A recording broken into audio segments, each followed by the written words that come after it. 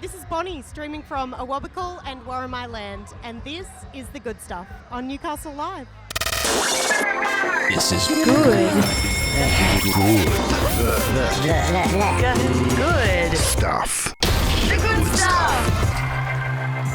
On today's show, we'll take you backstage once again at the Cambridge Hotel's Farewell Festival for a chat that Dan had with local legends, the Gooch Palms. Let's get into it.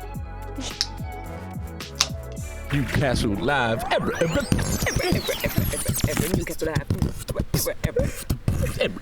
Newcastle Live. Usually when we have a band on, like it's, let's talk about the band, but I'm not going to do that. I want to talk to you guys about the history of the Cambo. Yep. You guys did a post on your social media about the history that the Cambo has with both of you. Mm-hmm. Roy, your first band, I believe, played there. You're 14 years old. You guys met at the Cambo, from my understanding. Yep. Yes. Even though it wasn't necessarily love at first sight. No, it was love at first sight. It was, but Leroy was 17 and I was 21. And, then I found out how young Leroy was and I went, so it was back in the good old days where you could be 17 and go to the pub. Yes. So I put Leroy on lay-by for a couple of years and waited, didn't I? Yeah.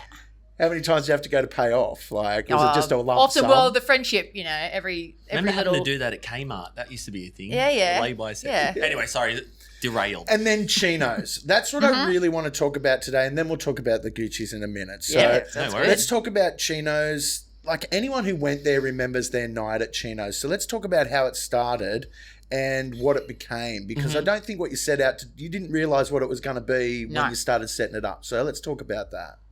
Well, it was 2012, I think, and that side bar was just being unused at the Cambo. It was just like a dusty old VIP lounge that probably had the pokies in it back in the day, but they'd moved the pokies out into the main part of the pub. And our friend Chris Hearn wanted to open a small bar in Newcastle and just couldn't get the liquor license. Yeah.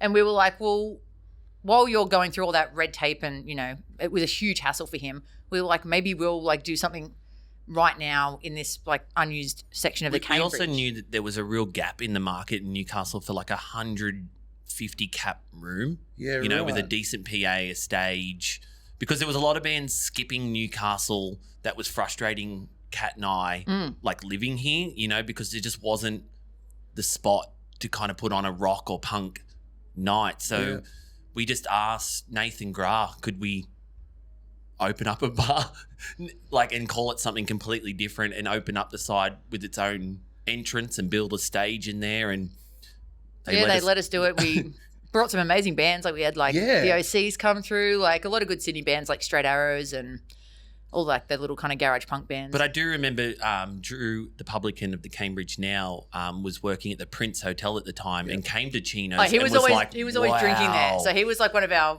best customers. Yeah, and he would be like, wow, this is awesome that someone's done that here. And fast forward to now, you've got the warehouse, and he was like, that was inspired by you guys, Because we just had a tiny little corner stage. Yeah. I don't even know who built it. Well, we weren't allowed to do anything structural. It was milk. I think it was milk crates with some kind of yellow tongue on top or something. It was pretty makeshift. But you had the idea for those acts that there was not the right room for those acts to come to town. But ultimately what I remember from it was that there was a family that happened at Chino's. Did you see it like that, or was that just me being young? Yeah, it was. We had the same people come in every night we were open, from the get-go. And we were offering,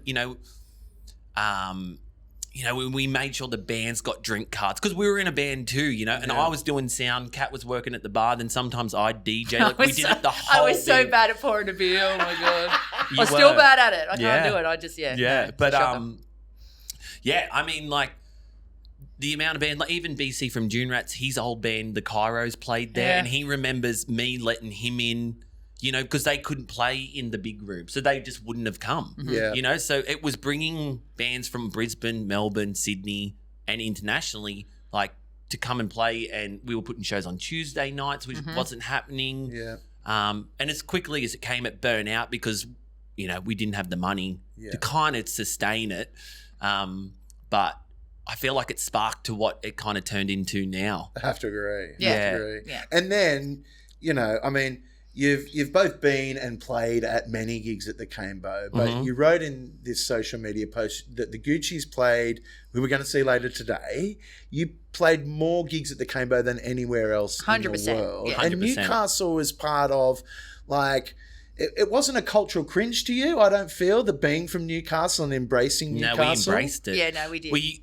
So when we sort of we always liked how like bands from Detroit would rock Detroit, like they'd rap it, you know, and Chicago, or like, you know, bands from, you know, different parts of Northern England, like Manchester, or and we're like, why can't bands be like that? You know, like we're a working class town. There's something here that like we're an anomaly to, you know, the Toffs in Sydney and people from Melbourne so far away. And we were like, let's rep this. Like, we love the Knights. We love this town. Why don't we say we're the Gooch Palms from the greatest city in the world, Newcastle, Australia? And we've said that everywhere in every country in the world. Digging out your old guitars to play tonight. Yeah. They've still got the Newcastle Knights flag like on that strap. Yeah. We're looking forward to that. But that was different though. Like a lot of bands around that time that you guys started playing together were, as soon as they could, they would say they were a Sydney band. 100%. 100%. Or they'd just say New South Wales. They wouldn't say like where in New South Wales, because people were embarrassed because, you know, it was pretty rough, and I think people from Sydney were scared of Newcastle. But you didn't only say it, you put it in your songs. I mean, My first album was called Novos. Yeah, we wrote a whole album about it. Yeah. We'll be playing a few choice cuts off tonight. And we just made sure that like all the music videos were here. You know, we recorded here. Everything was done here. You know, and slowly people started going, oh, Newcastle, okay, I see what's up. And then we started feeling like I remember Job from Rave Tapes coming along. He's like, I've started a band. And he had the Newcastle Knights jersey on. And other people weren't embarrassed to be from Newcastle. And and we're just like, yes! oh, there's a whole thing starting behind us. And then it just went bam. It just took off, you know. And then you got Rave Tapes, Vacations. What was the other? Pals. Yeah. Heaps of It was bands. just like it just started one after the other, you know. Like, it was great. Yeah, it is great. We're so excited about it. Like, last question. Is this just a bit of nostalgia you guys doing it? I know you didn't get to do your final lap because of fucking I'm COVID. not going to say it, but if you've got we'll play it. No. I don't think that's true. I think it would be so neat to wrap it up at the Cambo where it first started. Like, that would be poetic and so lovely for our whole career.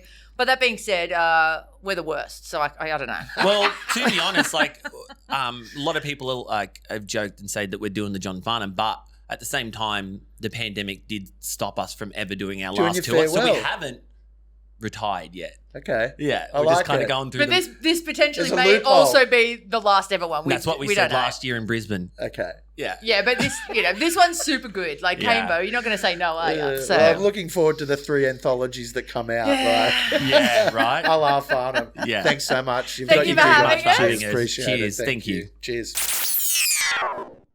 The good stuff. That's it for the good stuff today. Tomorrow, we'll once again take you backstage at the Cambridge Hotel's Farewell Festival for a chat with local band Cooks and Bakers. If you want to see any of the other clips that we got from the Farewell Festival, be sure to go and check them out on our YouTube channel. Thanks for joining us. We'll see you tomorrow at 4 p.m.